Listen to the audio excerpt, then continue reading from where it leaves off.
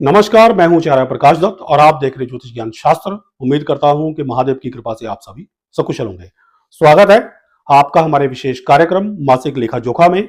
आज हम बात करेंगे वृषभ राशि के लिए इस महीने के पूरे हिसाब किताब की। ग्रहों की चाल क्या संकेत दे रही है, किस क्षेत्र में आपको लाभ होगा, कहां आपको सावधानी बरतनी पड़ेगी और कर्मों का संतुलन इस महीने आपके जीवन को किस दिशा में लेकर जाएगा, इन सभी बातों का इस वीडियो में हम गहराई से विश्लेषण करेंगे। देखिए, मार्च 2026 वृषभ राशि वालों के लिए कोई साधारण महीना नहीं है। यह महीना आपको परखेगा भी, आगे भी बढ़ाएगा और कई जगहों पर नई दिशा भी देगा। महीने की शुरुआत में देवगुरु बृहस्पति आपके दूसरे भाव में वक्री अवस्था में रहेंगे और 11 तारीख से मार्गी हो जाएंगे। केतु पूरे महीने आपके चतुर्थ भाव में, राहु दशम भाव में और शनिदेव एकादश भाव में स्थित रहेंगे। सूर्य, मंगल, बुध और शुक्र भी महीने की शुरुआत में राहु के साथ दशम भाव में ट्रांजिट करेंगे। 2 तारीख को शुक्र एकादश भाव में चले जाएंगे। 15 तारीख को सूर्य भी वही पहुंचकर शनि देव के साथ युति बनाएंगे। फिर इसके बाद 26 तारीख को शुक्र द्वादश भाव में प्रवेश करेंगे। समग्र रूप से देखें तो आर्थिक स्थिति संभरी हुई रहेगी, करियर में गतिविधियां तेज होंगी, प्रेम और वैवाहिक जीवन में सुधार के संकेत मिल रहे हैं, लेकिन परिवार और स्वास्थ्य के मामले में आपको सावधानी बरतनी पड़ेगी।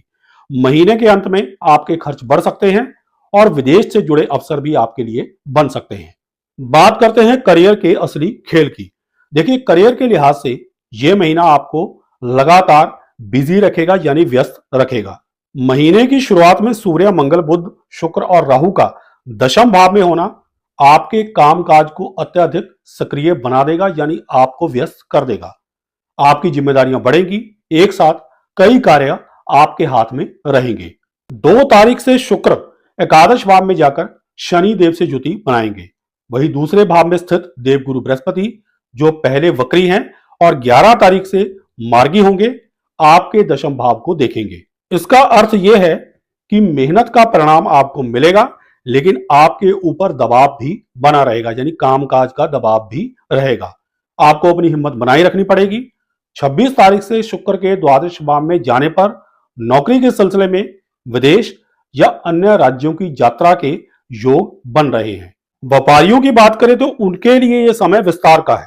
सप्तम भाव के स्वामी मंगल का दशम भाव में सूर्य, बुध, शुक्र और राहु के साथ होना तथा उन पर देवगुरु बृहस्पति की दृष्टि यह संकेत दे रही है कि जितना आप प्रयास करेंगे उतनी ही आपको सफलता मिलेगी, यानी उन्नति संभव है। मार्च महीने की धन की चाल की बात करें तो आर्थिक रूप से यह महीना स्थिरता लेकर आता हुआ दिखाई दे रहा है। शनि देव का एकादश भाव में पूरे महीने रहना आय के स्रोतों को मजबूत करेगा, यानी इनकम के जो सोर्सेस हैं वो आपके मजबूत बनेंगे। नियमित आमदनी बनी रहेगी और आय के साधनों में वृद्धि भी संभव है। दूसरे भाव यानी धन भाव में बैठे देवगुरु बृहस्पति, जो 11 तारीख से मार्गी होंगे, धन के आगमन को मजबूत करेंगे। मार्गी होने के बाद आपकी कुल आय में वृद्धि, बचत की प्रवृत्ति में बढ़ोतरी, यानी आप सेविंग करनी शुरू कर देंगे और बैंक बैलेंस में आपके सुधार देखने को मिल सकता है। यदि आप शेयर बाजार में निवेश करते हैं तो वहां भी अनुकूल परिणाम देखने को मिलेंगे। महीने के अंत में बड़ी संपत्ति खरीदने का विचार या कोई अवसर आपके सामने आ सकता है। हाँ, 26 तारीख से शुक्र के द्वादश भाव में जाने पर सुख सुविधाओं पर आपका खर्च बढ़ सकता है। यहां पर आपको संतुलन बनाना जरूरी होगा, अन्यथा आपका बजट बिगड़ सकता है। बात करते हैं हेल्थ अलर्ट जोन की। तो देखिए, स्वास्थ्य के मामले में यह महीना पूरी तरह से निश्चिंत रहने वाला नहीं है। चतुर्थ भाव में केतु और दशम भाव में कई ग्रहों की स्थिति छोटी समस्याओं को भी बड़ा बना सकती है यदि सावधानी ना बरती गई।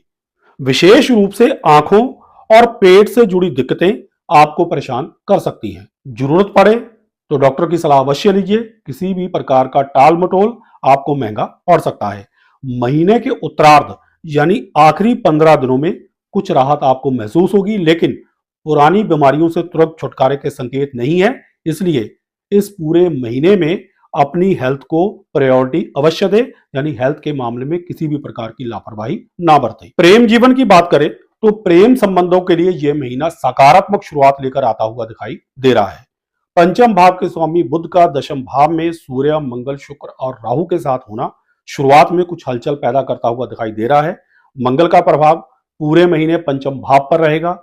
2 तारीख से शुक्र एकादश भाव में जाकर शनि देव से युति करेंगे और इन ग्रहों का संयुक्त प्रभाव आपके प्रेम संबंधों को मजबूती प्रदान करेगा।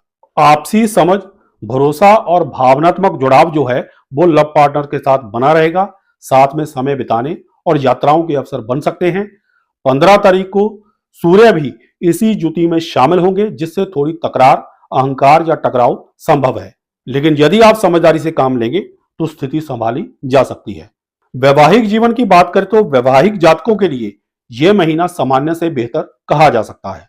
जीवन साथी का कामकाजी होना आपके लिए लाभकारी सिद्ध हो सकता है।